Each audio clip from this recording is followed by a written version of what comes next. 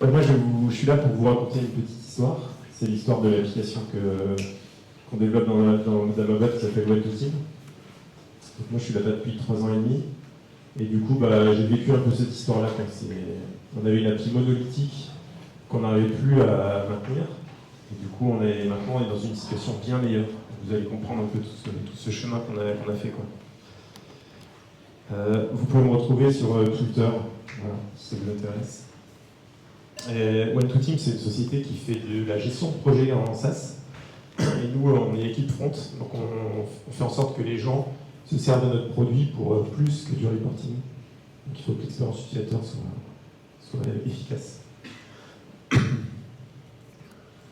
Donc pourquoi on va changer? On a changé vers quoi et comment on a pris cette décision-là? Et puis comment? Ça, c'est aussi assez intéressant si vous êtes dans les mêmes situations. Et puis à la fin, on aura juste un dernier slide pour bien marquer les esprits. Donc en fait, les symptômes, c'était ça, quoi. C'est genre, moi je peux pas démarrer ta feature, là il me faut 1 mois. Après, non, mais c'est bon, je finis la semaine prochaine. Puis la semaine prochaine, c'est la même chose. Et puis après, tu fais du code un sprint, tu le relis la semaine prochaine, et la semaine d'après, tu as l'impression que c'est déjà du vieux truc. Donc là, ça sent pas très bon, quoi. Donc notre appli, en fait, je peux faire une petite démo. Notre appli, c'est une appli qui se configure au runtime, en fait. On la voit pas là.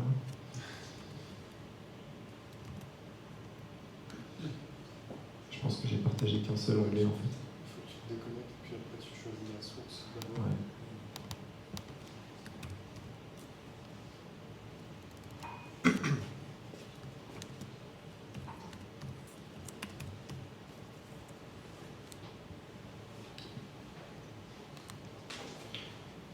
Ça va marcher, non, ça va marcher. C'est bon? Ah non, on voit pas, en fait. Ouais, D'accord. ouais. Okay. Faut juste, c'est dans le truc de Là, on voit pas la clé, ok. Tu te déco, puis après tu choisis la source là. Ah, c'est ça que j'ai pas fait. Voilà. Et après tu choisis ça, puis... Désolé pour le petit lag.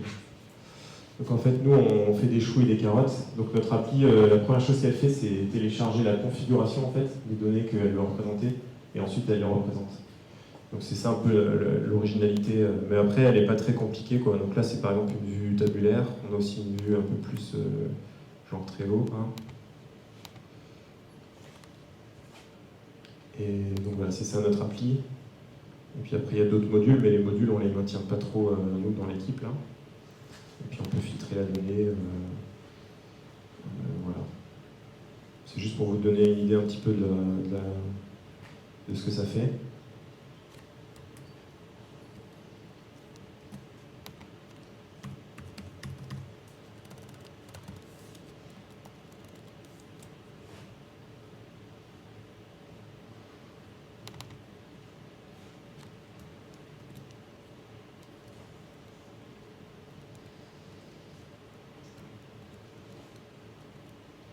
Donc ça, c'est un état des lieux qu'on a fait en fait quand on est arrivé à ce constat-là, tous ces symptômes qu'on avait, on s'est dit bon, il y a sûrement un problème sous-jacent. Et en fait, on était un petit peu trop la tête dans le guidon quand on n'a pas vu les problèmes, donc on s'est arrêté. Notre CTO nous a sorti un peu la tête du guidon, il nous a dit bon les gars, faut mapper là, faut grapher, faut regarder ce qui se passe. Donc on a fait un petit état des lieux. Donc là, c'était notre architecture, si on peut appeler ça une architecture, enfin l'état de l'architecture telle qu'elle était, avec en AngularJS. Appli monolithique, et là c'est juste un extrait, hein. Il n'y a pas toute l'appli là. Donc il y a les factories en bleu, les services en violet, il y avait des événements en AngularJS, et puis des composants, des directives. En rouge c'est l'accès en lecture et écriture, et en vert c'est l'accès en lecture. Et voilà, donc on a essayé de juste modéliser ça pour voir un petit peu le sac de nœuds dans lequel on était, quoi. Donc tout était bien sûr entièrement sous contrôle, et en fait du coup on était un peu en mode développement héros, quoi. Dès qu'il fallait changer un truc, il y avait autre chose qui cassait, c'était vraiment pas sympa, quoi. Donc on avait trop d'états, chaque état était disséminé partout, en fait on avait des composants qui avaient de l'état, on avait des services qui avaient des états, les services en AngularJS c'est des jetons, donc c'est plutôt bien pour garder des états, mais il faut juste pas les dupliquer partout, quoi. On avait un data flow qui était compliqué parce que du coup on fetchait la data à partir des composants. Et donc là, il y a de l'asynchronisme. Donc après, il faut que le scope Angular se stabilise en fait, pour qu'on puisse avoir quelque chose de stable. Et du coup, on avait des bugs liés à cet asynchronisme en fonction du temps d'exécution JavaScript chez le client ou des accès réseau. Là, on avait des choses qui n'étaient pas stables en fait. C'est un symptôme assez classique hein, quand on fait des bêtises. Donc on avait une sorte de plat de nouilles en fait, impossible à contrôler, on n'arrivait plus à livrer. Donc là, là on s'est dit, c'est bon, il faut s'arrêter. On aurait pu continuer encore un peu, mais je pense qu'on aurait mis la clé à la poubelle. Donc on a eu une discussion il y a pas longtemps avec notre CTO, et lui en fait, il considère que le front c'est un peu jetable, quoi. Donc moi je pense que le front il a évolué quand même pas mal. Donc maintenant, d'ailleurs cette appli-là, ça fait 5 ans qu'on la maintient, et aujourd'hui, grâce à ce changement qu'on a fait, on va la faire tenir encore plusieurs années, quoi. Donc on n'arrivait plus à livrer, et donc on s'est dit, ok, il faut qu'on trouve des solutions à nos problèmes. Donc là, vous avez vu les symptômes, et donc on s'est mis à faire notre autocritique sur notre utilisation d'AngularJS. C'était une autocritique, hein, c'est parce qu'on avait fait un peu n'importe quoi, développé par plusieurs personnes non maintenues. Donc le paradigme, il était bien, il était orienté composants, ça c'est quand même bien. Mais le paradigme d'AngularJS, il est adapté aux petites applications. Donc ça, c'est un parti pris qu'ils ont mis à jour dans leur doc. L'état applicatif, il est dispersé dans des services des singletons. Le framework ne propose pas d'autre chose que ça, en fait. On a des scopes de composants indirectifs qui sont un peu complexes, dans lequel l'état applicatif est aussi stocké, le DOM et le local storage. Donc on peut disséminer l'état un peu partout avec AngularJS si on ne fait pas attention. Et le flux de données dépend donc de l'initialisation des composants. On a de l'asynchronisme et des temps d'exécution comme ça, je vous en ai déjà un petit peu parlé. Donc on a été prendre les solutions qui existaient. Donc ça c'est l'introduction de flux par Facebook pour dire voilà le MVC en fait si vous faites ça, ça va pas trop bien scaler. Donc c'est exactement la raison pour laquelle Angular 10 ce sera fait pour des petites applications. C'est-à-dire que si vous avez un nombre limité de vues et de modèles, vous allez pouvoir gérer tous vos liens. Mais quand vous allez en avoir vraiment plus, ça marchera moins bien. Donc du coup on a essayé de migrer Angular 2, mais en fait dans Angular 2, il n'y avait pas forcément ce qui nous intéressait là, qui était le single state. Donc on s'est dit, on va plutôt essayer d'adopter Flux ou Redux. Voilà. Parce qu'on avait des problèmes de prédictibilité. Donc on a utilisé le portage de Redux qu'il y a dans Angular qui s'appelle ngRedux, source unique de vérité, flux de données à sens unique et prédictibilité. Donc comment on a fait ça? Parce qu'on est dans une entreprise, il faut gagner de l'argent, il faut livrer des features.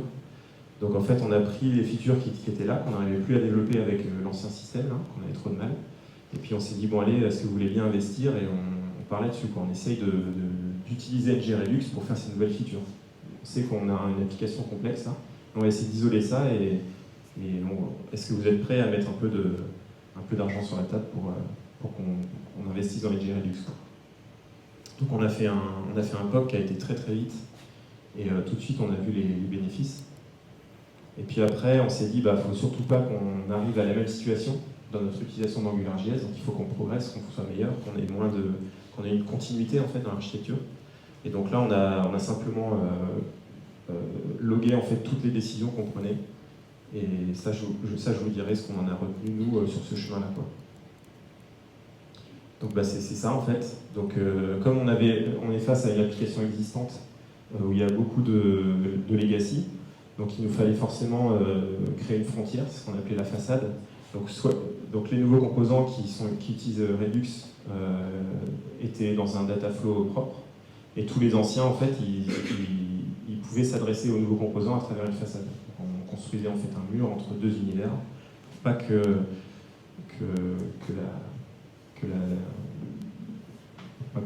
le legacy s'intègre dans les nouveaux. On a utilisé aussi un ancien pattern qui est plus trop réel en React aujourd'hui, mais qui nous a quand même pas mal aidé nous à ce moment-là, c'est d'isoler les smart components et les DOM components. Les smart components, c'est ceux qui...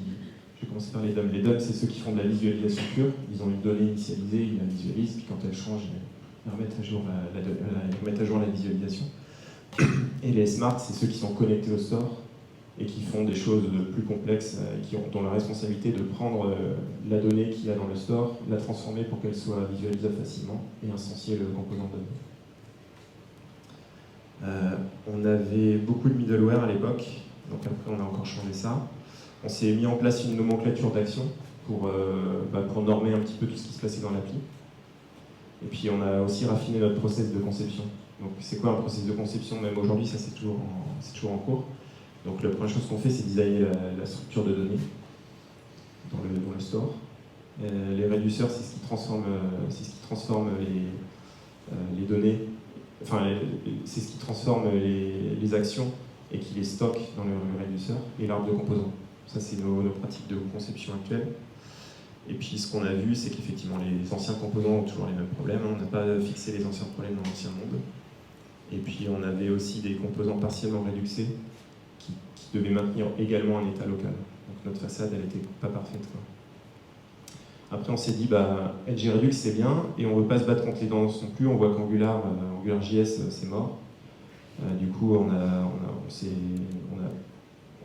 dirigé vers React, juste par opportunisme, mais aussi par réaction au marché et à la qualité de la librairie. Et du coup, on a été chercher la pratique qui s'appelle micro-frontends, donc divisé pour mieux régner, multi-technologie, pivot avec Store Redux. Donc le micro-frontend, c'est quoi? C'est faire vivre plusieurs librairies front-end dans la même application. Donc ça paraît ouf quand on veut optimiser les choses, mais en fait ça marche. Heureusement ou malheureusement, je ne sais pas, mais pour nous ça marche bien, ça nous permet de faire de la transition d'architecture. Donc là, ça c'est une image qui est prise du site de Microfontaine. Alors eux, ils ont une approche quand même qui dit « The DOM is the API ». C'est-à-dire que si vous devez faire communiquer deux composants qui sont écrits dans des technologies, qui utilisent des librairies runtime différentes, vous devez utiliser le DOM pour communiquer, soit par des événements, soit en allant lire le DOM de son voisin. Nous, on n'a pas utilisé ça, on contrôle un peu mieux ça. Donc nous, on a utilisé en fait le Store Redux. Donc si vous avez une appli React et une appli Angular qui sont au même endroit, si les deux utilisent Redux, Edge Redux et Redux pour React, ça communique très bien. C'est le même store en fait. Donc du coup, nous, aujourd'hui, on a ce type de structure dans lequel React boot du Angular et Angular boot du React. Ça fait sourire, mais... Alors comment ça marche? Du coup, là, j'espère qu'on voit un peu le code. Donc il y a les deux chemins. Il y a comment Angular boot, comment booter du Angular dans du React. Donc en gros, là on va voir l'initialisation avec le Edge Redux en fait. Donc ça c'est du AngularJS. Et ça c'est du React, c'est un composant React. Donc, quand vous montez votre composant React, vous demandez à Angular de bootstrapper. Donc ça c'est trivial hein, quand on fait une petite web app dans Angular. Et ensuite, surtout, il ne faut pas oublier de la démonter. Enfin, désinitialiser Angular en appelant le destroy pour éviter de surcharger la mémoire, évidemment. C'est un peu ça le secret, en fait. C'est que quand vous avez votre arbre de composants, il n'y en a pas 36 milliards des instances de framework qui tournent normalement. Du coup, ici, dans ce module-là, en fait, lui, ce qu'il fait, c'est qu'il se connecte au même store que l'appli Redux. C'est le même import ici, là, si je ne me trompe pas. Voilà. C'est comme ça que ça marche. Comment on fait pour booter du React dans une appli AngularJS? Donc on a les mêmes cycles de vie en fait des composants. Donc on a $onInit et $onDestroy. Et là c'est pareil, on utilise des fonctions fournies par React, mount React from à partir du nœud DOM qui est fourni par l'instance du composant Angular. On donne les paramètres éventuels qu'on a besoin à l'initialisation du composant. Et pareil, on n'oublie pas de démonter Angular, hein, s'il vous plaît, de démonter React, pardon, à la destruction de l'objet, du composant Angular. Et puis ça, c'est assez classique aussi dans l'initialisation d'une appli React avec un store. Ça, c'est un composant qui vient de React Redux. Du coup, c'est ça la clé, quoi. Nous, c'est pas DOM Easy API, c'est Redux Easy API. Et grâce aux fonctions de cycle de vie, en fait, on peut démonter, monter à volonté. Et donc, au niveau de la perf, on n'a pas vraiment observé de problème de performance lié à ça, du coup on a gagné parce que notre appli Angular, elle n'arrivait plus trop à tenir la charge. Donc quand on migrait les composants en React, c'était plus efficace en temps d'exécution. Donc on a quand même utilisé des techniques comme par exemple le code splitting et le prefetching des composants. Là, vous avez un exemple en dessous. Donc le code splitting, en fait, ça nous permet de télécharger uniquement ce qui est important au début, et ensuite, ça nous permet de décomposer l'application en fonction de notre arbre de composants. Et ça, c'est fait automatiquement avec Webpack. Enfin, automatiquement, il faut le configurer un petit peu quand même. Et puis, on a aussi du lazy et du suspense qui nous permet de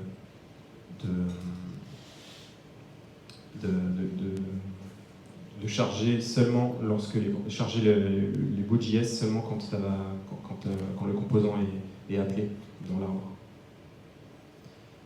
Donc, et le prefetching, ça nous permet une fois que l'application est loadée, on va préfetcher tous les autres composants en fait. Donc comme ça, l'utilisateur n'a pas d'impact sur le page load, et quand il clique, c'est assez réactif quand même. Parce que le temps qu'il clique, les autres composants se seront déjà chargés. Et donc ça, on le configure, parce qu'on ne veut pas tout préfetcher. On veut préfetcher des choses à partir d'un certain niveau de l'arbre de composants. Donc on définit ça de cette façon-là, avec le lazy. Donc au final, notre architecture, elle a bien évolué. On est passé d'une application AngularJS monolithique à une application sous micro-fontaine qui nous permet de continuer à basculer notre framework en fait. On n'est pas bloqué sur AngularJS. Le choix de notre librairie de composants, c'est React en fait. Tous les nouveaux composants maintenant sont faits en React. On migre aussi les anciens quand on a des devs à faire dedans. Grâce à Redux, on a un état applicatif prédictible. Et on a adopté aussi RxJS qui nous aide en fait à découpler le cycle de vie des composants de celui des données. Donc quand un composant a besoin de données, il va juste dispatcher une action. Et il y a un process RxJS qui va lire cette action-là et aller chercher la donnée là où elle est en fait. Donc du coup, on a vraiment un découplage de ces trois problématiques. Et là maintenant, on a retrouvé un temps de développement linéaire. On n'est plus du tout tributaire de la complexité existante. Donc, si on ne touche pas à des composants existants, quand on fait du neuf, on va super vite. En tout cas, on va à une vitesse nominale. C'est ce qu'on cherchait à avoir. Donc on prévoit de sortir d'AngularJS en 2020, quand on aura tout réécrit, quoi. Mais au moins on peut le financer tranquille. Voilà. J'ai terminé. Est-ce que vous avez des petites questions pour ce chemin ?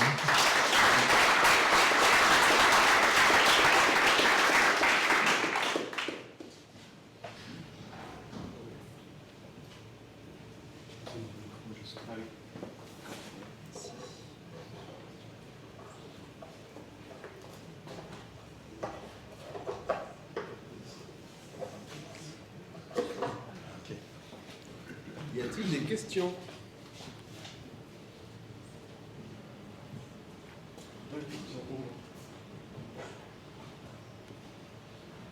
Très rapide, juste pour savoir combien de temps ça vous a pris cette phase un peu transitoire d'expérimentation, de mise en place, d'itération successive pour arriver à ce schéma final qui est quand même assez abouti. Tu veux dire jusqu'à les choix d'architecture? Entre le moment où vous vous êtes dit ok, il faut qu'on sorte de notre architecture actuelle, et le moment où vous vous êtes dit ok, ça y est, on a enfin trouvé notre modèle qui est ce micro-fontaine. Pour faire ça, c'était à peu près 1 mois. Et par contre, pour le faire dans la réalité, ça nous a pris 6 mois.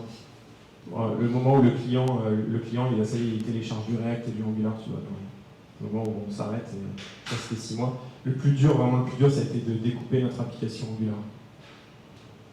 Parce que tant qu'on n'avait pas ces petits bouts d'Angular qu'on pouvait splitter, on ne pouvait pas en fait avoir le bénéfice. C'est ça qui était le plus compliqué. Donc en fait, ce plat de nouilles, on a quand même été obligé de le couper. Et donc on a vraiment trouvé nos composants de base. Il y en a 8 aujourd'hui, ces composants-là. Et ils sont tous bootés aujourd'hui par du React, et les nouveaux composants React, ils sont beaucoup plus petits, et le cas échéant, ils vont aller booter un petit bout d'Angular. Donc c'est par exemple, un exemple, c'est une pop-up, par exemple. Une pop-up, on va garder en Angular. La vue principale que vous avez vue tout à l'heure, la vue tabulaire ou la vue Trello, ça c'est pareil, ça restait de l'Angular.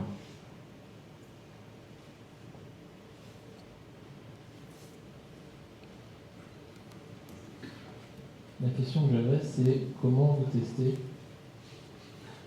On utilise, on est à 45% de couverture en test unitaire, et on a une couverture en QA, en test end-to-end.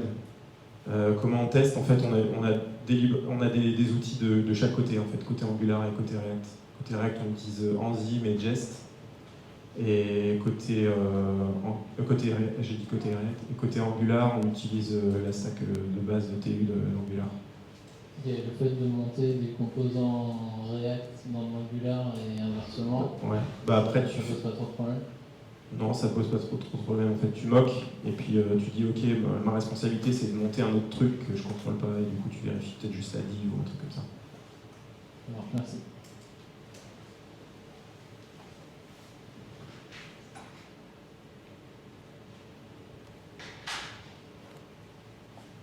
D'autres questions?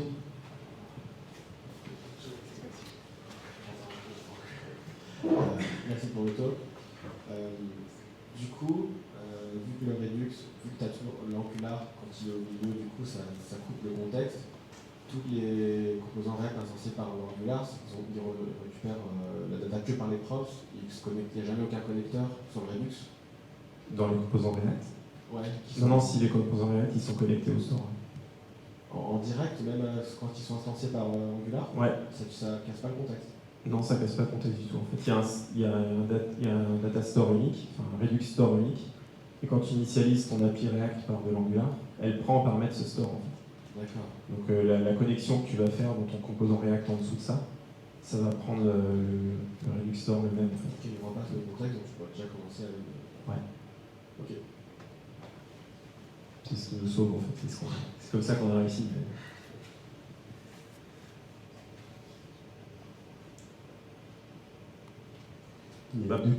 Il y a deux questions à droite, et une seule question à gauche. Il faudrait équilibrer, non? Bon, ben non. Ben, merci beaucoup.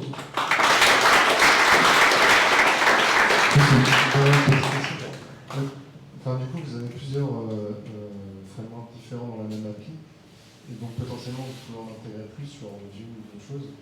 Et comment vous décidez en fait de choisir une nouvelle techno ou de... Ouais, là le choix d'entreprise il est fait, maintenant c'est React. D'accord. Et donc on veut tuer AngularJS. C'est un framework qui est en fin de vie, qui a annoncé la fin de son support. Donc on ne va pas en introduire d'autres, à moins que React nous montre des faiblesses qui seraient pas. Voilà, qui nous empêcheraient de. Conserver le micro-fontaine quand même Bah, en fait, quand notre appli elle bootera plus d'autres frameworks, on ne sera plus une application micro-fontaine, on sera une application React.